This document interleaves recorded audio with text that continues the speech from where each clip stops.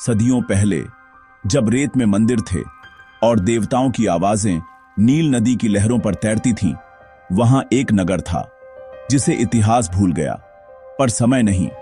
इस नगर का नाम था अखेतरा।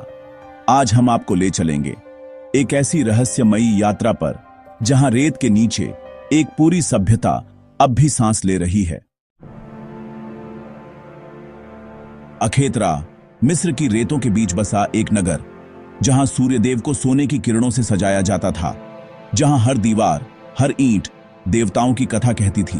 फराओ नेफरकारे का राज्यकाल था।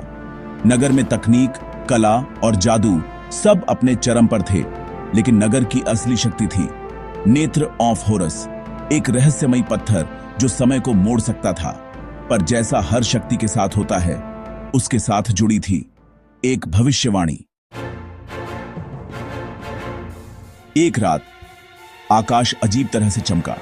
तारों ने एक भयानक आकृति बनाई। रेत जागेगी और नगर को निगल जाएगी।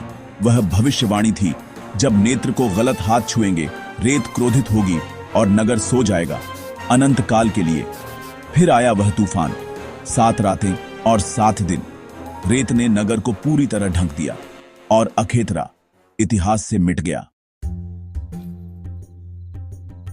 अब समय था वर्तमान का। भारत की युवा पुरातत्वविद लीला वर्मा कभी एक रहस्यमयी सपना देखा करती थी। रेत, मंदिर और एक नीली आंख जो उसे देख रही थी। एक दिन दिल्ली के एक संग्रहालय में उसे एक प्राचीन स्क्रॉल मिला। उस स्क्रॉल पर बना था नक्शा अखेतरा का। लीला कहती है, मैं उस खोए हुए नगर को ढूंढूंगी। और वो निकल पड़ी मिस्र के तपते रेगिस्तान में।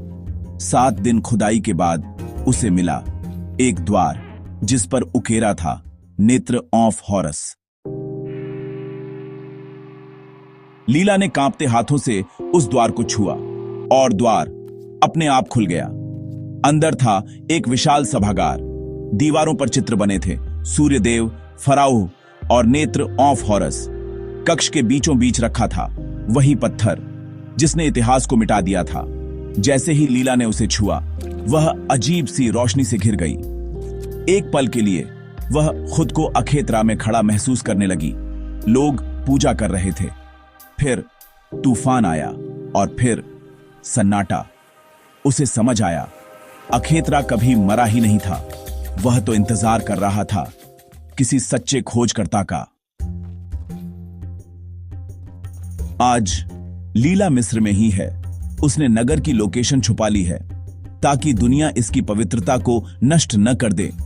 लेकिन उसने लिखा, रेत में दबी सभ्यता, एक किताब जो अब दुनिया के हर कोने में पढ़ी जा रही है।